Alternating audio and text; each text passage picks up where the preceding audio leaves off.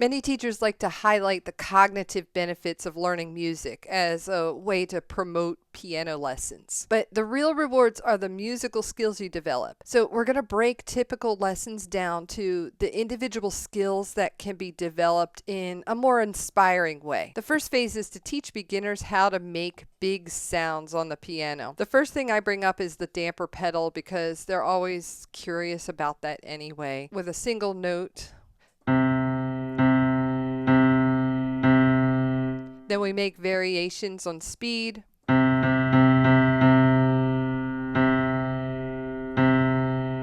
And variations on volume.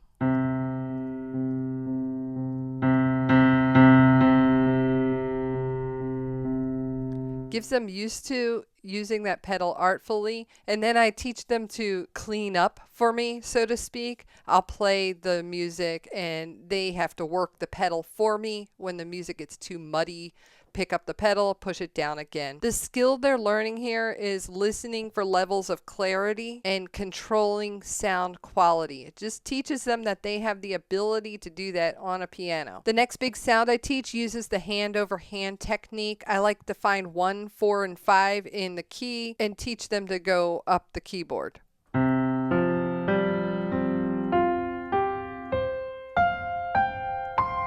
The first way, I break it up with the left hand hitting 1 key, right hand hitting 2. Then I give both hands all 3 of the notes.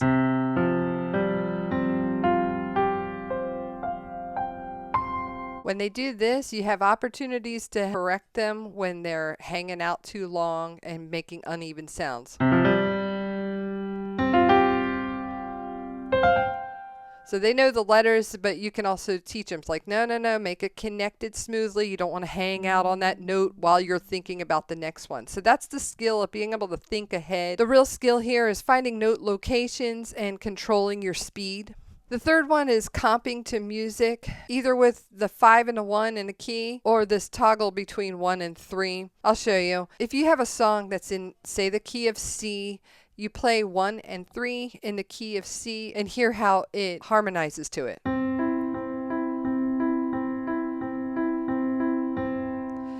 The other one is to play 5 and 1 in the key of C and keep a beat to a bass line.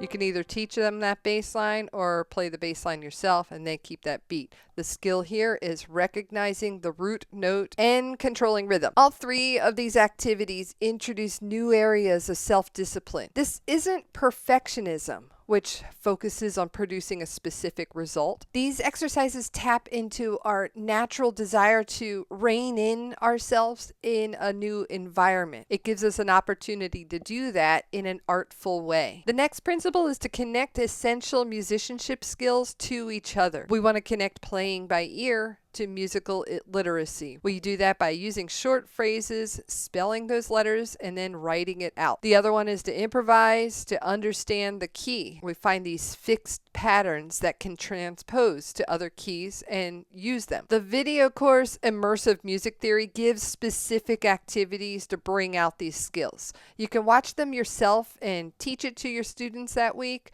or play the video right in the lesson. It's helpful for classical learners who need help connecting their theory knowledge to creative musicianship. But it also can be used for beginners to learn music theory through creative exercises. So if you've been teaching someone for a while, you have students who know how to play things from musical scores, especially if they're classically trained. That means they have a lot of music theory knowledge. So you'll make these connections to creativity from the opposite direction as, say, a self-taught musician. This is done by presenting conflicts to what they already know. When they have something they play really well, you want to break up their muscle memory by making them start at odd places in the score without relying on momentum. They're forced to find that thing that they've played so many times and understand it cognitively. Also, have them complete phrases and continue without restarting from the place they're confident in. I feel like you get like this dopamine from starting over, so we want to train our brains not to need that. You just keep continuing, even though it didn't sound good before that. You keep pushing through and playing the next part. The other way you help classical players is through analysis. Have them analyze a short phrase and put it into scale degrees. Or we rewrite phrases an octave higher or lower on staff. It gets them out of relying on the patterns they're already good at. This is a nice way to add perspective to note locations. But rhythm is also a big topic that we should look at different ways. So Piano Hub, Learning Hub has beat builders to help students analyze the rhythm to popular songs in the learning library. These printable worksheets help us internalize complex rhythms to songs we know and put it in concrete terms that others can understand. If you want to build lessons where students make real progress in the room without depending on unrealistic amounts of practice at home, this is another way Piano Hub can make that easier. Inside the membership, you'll find tutorials, teacher videos, and printable worksheets you can plug straight into your lesson plans so you're not reinventing everything from scratch. Thanks for watching, and I hope this helps you create lessons that feel more musical and less stressful for you and your students.